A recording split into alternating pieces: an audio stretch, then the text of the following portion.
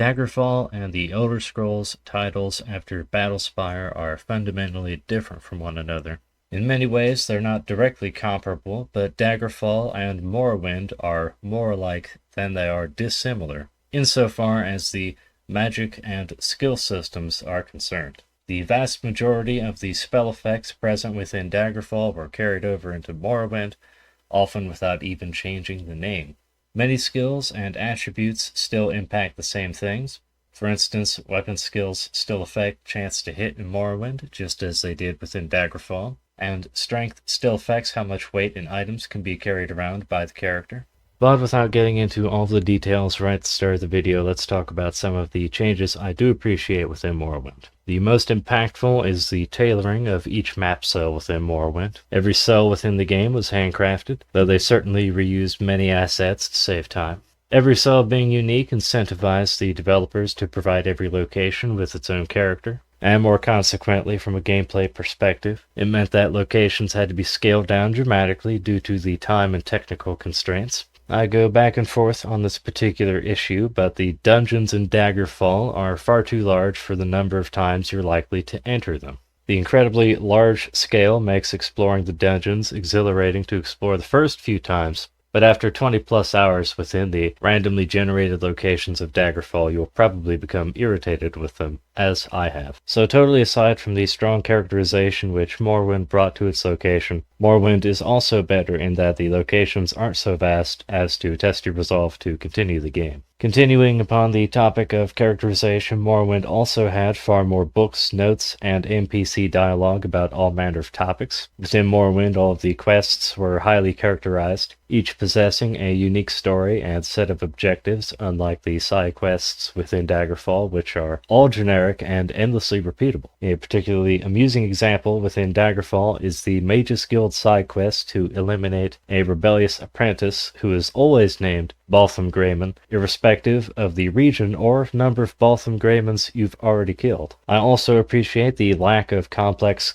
puzzles within Morrowind. Many of the puzzles within Daggerfall are just too time-consuming to complete without a guide. Also like the removal of summoning days for different Daedric princes. With how powerful the Daedric princes are, it always seemed odd that you'd need to wait for a particular day in order to summon them. It's not only more convenient for the player, but it's more sensible in my opinion. It fits better with the lore we already know about the Daedric princes and how powerful they are, especially with what later games after Daggerfall have told us about how powerful they are. I also like how Morrowind's journal automatically records dialogue relevant to any of the hyperlinked topics. In Daggerfall, you have to manually select which dialogue you want to record, and for me it's just too much of a hassle, so I just end up looking up any relevant dialogue that isn't already automatically recorded within the logbook. Daggerfall does record a tiny bit of quest relevant dialogue, but the vast majority of the dialogue you would need, you may have to look up. For instance, the Underking tells you where to find the tomb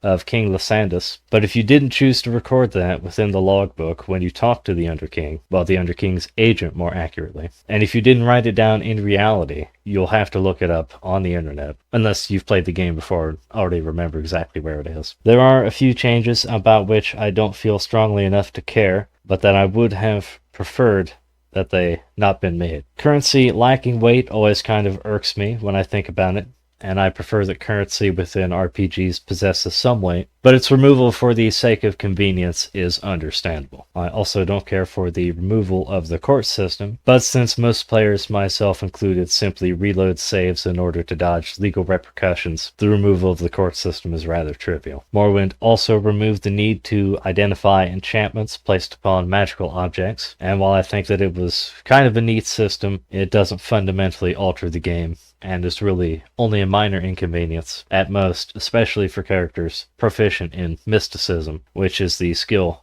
you would use to cast the custom identify item spell. The removal of horses and wagons is also unfortunate, but does not fundamentally alter the game. If you care about improving your stats, you won't use the horse to get anywhere in Daggerfall anyway, and also at a certain point within Daggerfall you're faster on foot than you will ever be on horseback, because the speed of the horse never increases, unlike your on-foot speed, which is increased as the running skill and speed attribute are improved. And instead of wagons, Morrowind opted to enable characters to carry hundreds of pounds of equipment on their person. As with currency weight, I prefer the sense of realism that came with a more believable encumbrance limit. Like in Daggerfall, you can only carry, I'm not sure exactly what the absolute maximum is, but I would guess it's probably somewhere around maybe 150 pounds, something like that, with 100 strength. Of course, you can always exploit enchanted items and so on to carry unbelievable quantities of items, but that aside, Daggerfall had a touch of realism for its currency weight and believable encumbrance limit, but those systems did not become serious inconveniences because of the letters of credit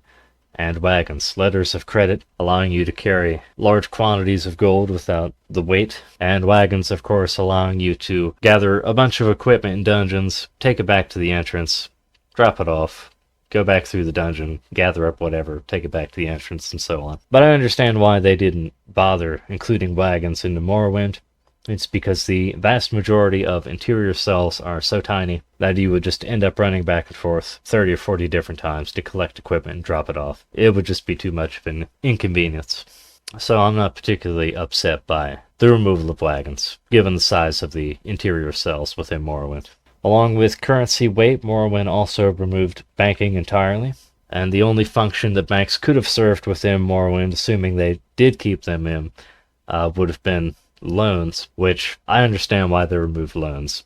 Most players didn't get loans in Daggerfall, and if they did, they just exploited the system anyway. So I'm not particularly upset by the removal of loans, especially since it's so trivial to accumulate money within Morrowind anyway. Loans wouldn't have served any purpose for the majority of players, especially people who've already beaten the game once. I also don't mind the removal of the language skills. The only purpose of the language skills within Daggerfall was to convince hostile creatures not to attack you. I mean, it's unfortunate for people who wanted to do a pacifist run, but once you went up to a creature that was non-hostile because, you somehow spoke to it or whatever due to the language skill, random chance, just attack these creatures, because in Daggerfall you could also sneak up on creatures and they wouldn't attack you. So you were never absolutely sure that, this creature wasn't hostile because of the language skill, or if they were just hostile and hadn't seen you yet. So, I mean, most creatures that you actually had convinced not to attack you, you would just end up killing anyway because you weren't actually sure if they were hostile or if they just hadn't detected you yet. Also didn't care about the removal of holidays. Some of the holidays within Arena and Daggerfall were actually quite impactful, giving you huge discounts at certain shops, reduced fines for criminal activities, or even free healing at temples, but seeing as how most of the holidays were merely flavor text or giving you something irrelevant like free ale, their removal isn't too lamentable, especially since the vast majority of players won't see any of the holidays anyway, because the vast majority of the time in Daggerfall is spent outside of towns and cities. Now one could say, well, they shouldn't have done away with these systems, they should have instead made them more impactful, but for me it's hard to imagine an idealized Morrowind in which these systems actually are impactful and positively contribute to the gameplay instead of making it more cumbersome, we'll say, more without adding busy work essentially. Now let's get into some of the changes I feel hurt the series. Most of these don't fundamentally alter the gameplay, but they do harm the believability of the setting as presented to us within the games themselves. We'll start off by saying that Morrowind being in 3D is of course a major improvement, but the game being in 3D also prevented the developers from crafting a world as large as Daggerfall and Arena. The small scale of the game world is one of my main gripes with Morrowind. After experiencing Daggerfall, I acknowledge that you'll not explore the vast majority of even a single city within Daggerfall, but the scale just really helps suck me into the experience. The scale of Daggerfall makes the conflicts and locations seem believable. You can believe that massive wars are taking place within the Iliac Bay, unlike Vardenfell, which is so sparsely populated that it's hard to imagine how their productive forces enable them to possess what they do. How and why was Vivec built when it's home to a few hundred people maximum, as far as we can tell from what we see in-game. Duke Dren lords over a province whose population is smaller than many cities within the Iliac Bay, and we're to believe that the conflicts within this province are of interest to anyone, let alone the Emperor. Again, we all know that the game Morrowind is so small due primarily to technical and time constraints, but I feel that they should have done something to give the impression of large scale, for the sake of believability, even if it was simply throwing sprites of crowds into the background of certain locations. The temples of 2 members of the tribunal, the deities of an entire province, and the palaces of the Duke of Vardenfell and the King of Morrowind are all smaller than the palaces of the tiny states of the Iliac Bay. There are dukes in the Iliac Bay with palaces larger than the King of Morrowind. Again, I know this is merely an issue with in-game presentation arising solely from the technical and financial limitations imposed by making the game fully 3D, but they really should have done something to indicate large scale, even if it were merely set dressing. Though I do get tired of the massive dungeons of Daggerfall, to me they're still more enjoyable than the tiny dungeons of Morrowind, which take almost no time to explore. I feel as though Oblivion had the best sized dungeons of any of the mainline Elder Scrolls titles, but when it comes down to it, I'll take the obnoxiously large and exhausting dungeons of Daggerfall over the practically non-existent interior locations of Morrowind. And I know some people will say, well, you were praising Morrowind just a couple minutes ago for the reduction in size of the dungeons. Yes, I am very happy that they reduced the size of the dungeons, but they went far too far. In most instances. There are quite a few dungeons in Morrowind that are good size. They are fun to explore, and they don't take a ridiculous amount of time to explore. But there's only a handful, really. I mean, the vast majority of them, especially the ancestral tombs, I mean, they only take a few minutes to explore, really, so they're not fun at all. Morrowind also firmly established having a single ending for an Elder Scrolls title. It's true that Arena only has a single ending, but I really feel that Daggerfall, with its 7 distinct endings, set a precedent that future Elder Scrolls titles will have multiple endings. In my opinion, Bethesda should have written and coded for multiple endings to their mainline titles, even if only a single ending were regarded as canon. So, regarding Morrowind, there's no reason that you shouldn't have been able to side with Dagoth at some point, even if said ending is discarded as non-canonical for the next title. Like, you should have been able to finish the game siding with Dagoth, and the repercussions should have been seen in the game world, even if Oblivion just completely discarded all that. And regarding the Warp in the West, I feel like that's a terrible concept. I feel like that was a really bad retcon. In my opinion, they should have simply made the Underking ending canon, or even the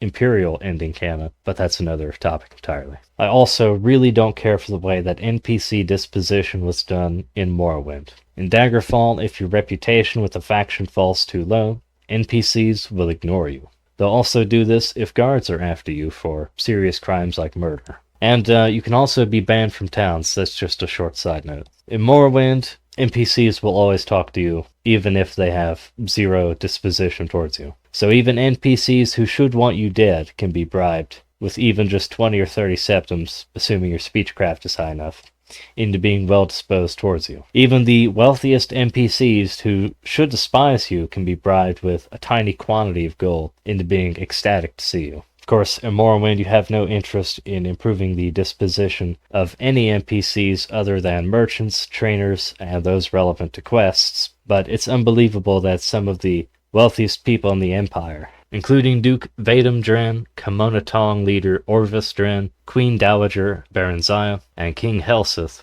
can be bribed with 30 or 40 septims into being well disposed towards you. Now, I don't think that bribes should have been removed. I think that bribes have a place in the game, and that is as an option to convince certain characters to do certain things during certain quests. But allowing bribes to influence disposition, especially of such low quantity for such wealthy characters, was a poor decision. I would say that disposition should have been determined primarily by what actions you've taken, which either helped or harmed that particular NPC, along with factional reputation and general fame, with the personality attribute giving a slight bonus. And of course, certain status effects could also impact disposition, but the spell effect Charm, the Speechcraft skill, and Bribes simply circumvent the import of NPC disposition altogether, completely trivializing anything you may have done to harm or improve your relationship with any character in the game. So even Speechcraft as a skill is completely worthless due to the inclusion of Bribes and the Charm spell effect. And you only need roughly 1,000 gold, 1,000 septims to bribe every NPC you would even want to bother bribing throughout your entire playthrough. So why spend thousands training Speechcraft? Now, admittedly, a lot of these skills from Daggerfall that were cut in Morrowind were seldom used, so I'm not going to focus upon them, but there is one which should have been incorporated into Morrowind. The dungeons within Morrowind are very tiny, but the vast majority also lack any need to move vertically in order to explore them. So I understand why the climbing skill was cut, but I think that the dungeons should have been designed with more vertical movement in mind. Allowing players to climb would have also empowered characters with little alteration aptitude to explore places which were otherwise inaccessible to them due to their inability to cast the levitation spell. Like I said a moment ago, the functions of most of the other cut skills